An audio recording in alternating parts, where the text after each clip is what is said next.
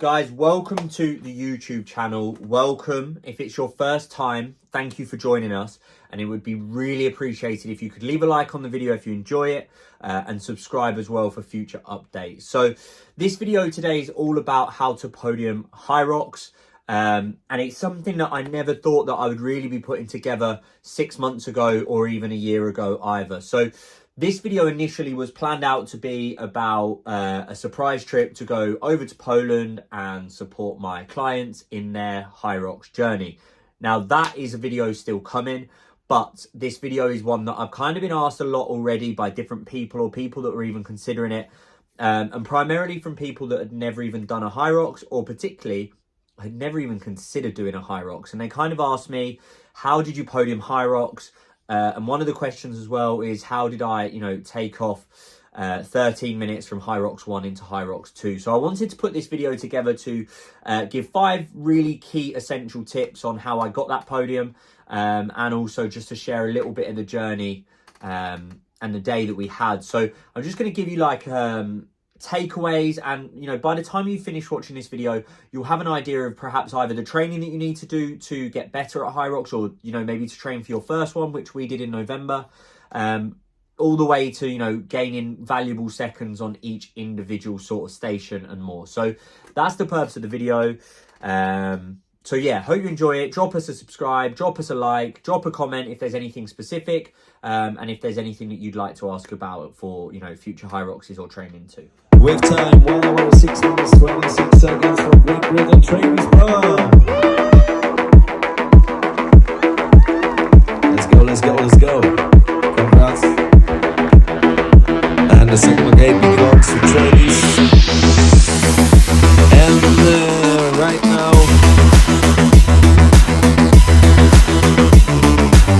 number 1 is primarily one that you'll hear time and time again. Hyrox is predominantly a running event, okay? So I took second place, and my running, I was running around 4 minutes 30 average kilometre. I had a total of 35-minute run time, so that's just over 4 minutes a kilometre for 8 kilometres. Now the idea is if you can get down to those times, that's going to give you, or significantly give you, more time in each station that you do. Now the trick is about being able to do that and 4.5 minute kilometres on tired legs. So everyone will tell you about compromise running. I'm going to be completely honest, I didn't do any compromise running in my prep for this, because if you didn't notice in some of the videos, I wear calf sleeves.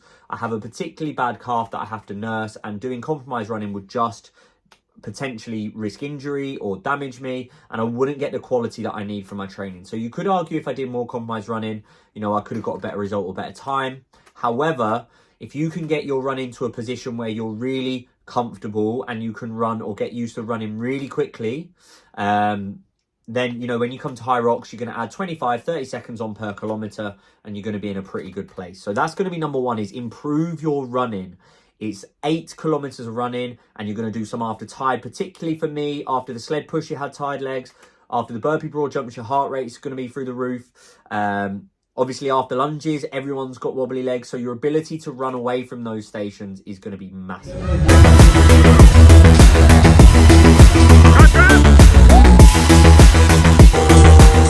Number 2, make sure you're already in a position where you're in good shape. If you want a better time and if you want to get into podium position, then, make sure you're not carrying excess weight. It's just going to slow you down. Make sure you're looking after your nutrition. I spoke to a guy, so over there, met a really cool guy who was actually a previous professional triathlete from Bahrain. Sounds made up, doesn't it? But it wasn't. I was speaking to him on the flight. And, we had basically the exact same run time, but he couldn't deliver on those stations. So he come in at 1:19, so 13 minutes slower than myself. And predominantly the issue would have been nutrition. So he either would have, been under eating, trying to lose either a little bit of fat, or perhaps he would have just not been in a good fueled shape.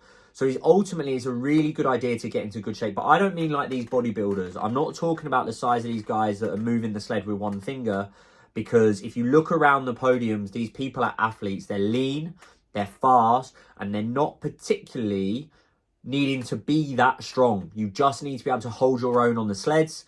And you need to be able to hold your own on the lunges and the farmer's carry in terms of strength. So be in a good shape, diet down for your Hyrox if you need to, if you're not already in that position, but make sure you're done with at least a week out so you can start to refuel, add carbohydrates and add good food into your sort of needs.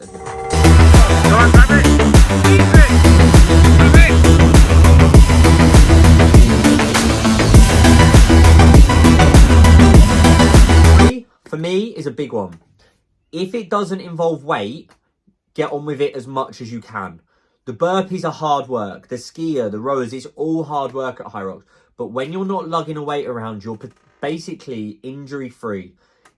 Get yourself into a position where you've got a strategy. Get yourself into a position where you're giving yourselves assigned breaks. Don't just go and wing it like I did on my first one. On your second one, say, for example, the burpee broad jumps, have yourself in a position where, you know, you say, right, I'm going to do 10 burpee broad jumps and I'm going to take 10-second rest, but count that rest. 1, 2, 3. Make it clear, because there's going to be a lot of outside influence. There's going to be a lot of people trying to overtake you, but have your strategy and work in a way that suits you, because ultimately after the end of every station, you've got to go and run another kilometre. So there's no point goosing yourself on a station where you're absolutely knackered and then you've got to walk through the rock zone, dragging your heels, dragging your knuckles, getting water and building up time in the rock zone. So make sure that you are holding a strategy.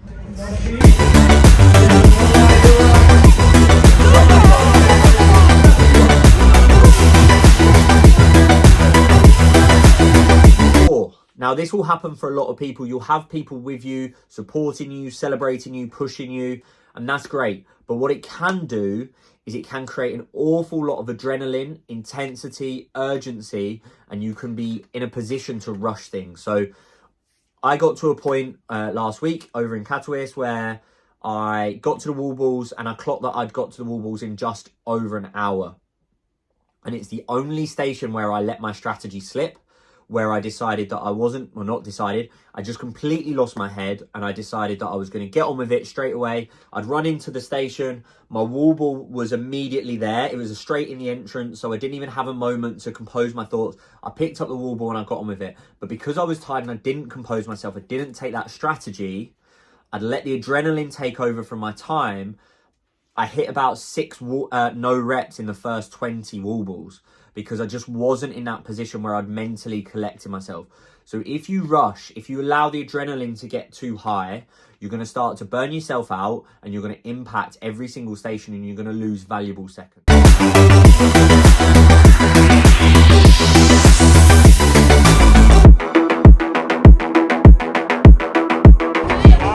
Tip number 5, and I know people will hate this, it is really to enjoy it. If you put yourself in this position where you're going to run someone else's race, you're going to try and catch someone, you're going to try and follow someone, or you're going to rush, or you're going to go out and try and break the world record, all that will happen is you'll blow up by the end of the station 5.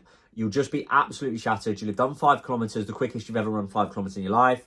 You'll have done everything else alongside that and you'll just be broken. And then those kilometres are going to get slower and slower. You're going to get more demotivated. Your fuel's going to run out. Your energy's going to run out. And all of a sudden, you're just going to be in this pain cave. You're not going to enjoy it. So compose yourself and enjoy it. Like, set yourself targets and monitor it. Check your run times. Pay attention to the distance and the time of every run lap, so that you're keeping yourself in a controlled state. I was a long way down the rankings on both my skier and my rower, because I knew that if I could keep my heart rate in a level playing field, my kilometre 2, which is after the skier, and kilometre 6 after the rower, were going to be 2 of my quickest run times, which is where a lot of people will go onto those stations, they'll rush it, and they'll lose all that time that they made, plus some, trying to drag themselves out of the run. The problem is with that then, of course, is after kilometre 2 of running, when you're already smashed because you rushed the skier in 1, you're onto the sled push, so you've got tired legs and you've got to run. The same with the rower. After the rower, you go into your farmer's carry, so you'll save a little bit of time there, but ultimately you're going to be pretty tired by the time you get back round to those lunges. So use your strengths and play to them. If you get a run time of around half an hour to 40 minutes, you're going to get a good time. You're going to get a solid run time. You need to make sure you're able to sustain it without pushing too hard and breaking yourself, so that you can save time on those valuable stations.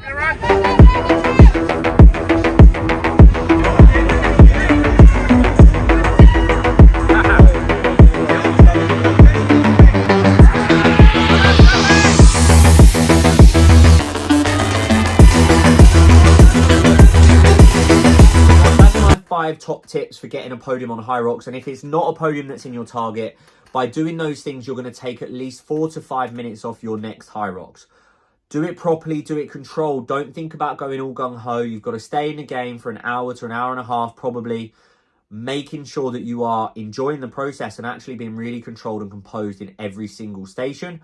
But also, if you can get out and run at a good run pace and a consistent run pace, then that is going to save your day and your times. So that is how you can stick around, get more time on your station so you can do it better and controlled. And that's how you're going to improve your time on Hyrox. If this helped, then please drop it a like. Please subscribe to the channel. There is more stuff. It's not just Hyrox. We do photo shoots, we do half marathons, we do marathons, and we're going to give you the tips on how to be much better in your performance. But ultimately, we're going to help people that also have lost the fat, change their physiques, change their lives, and also are in a position now to drive their performance, not only to sustain their new lifestyle, but also to have some success, some enjoyment, and also some achievement as well.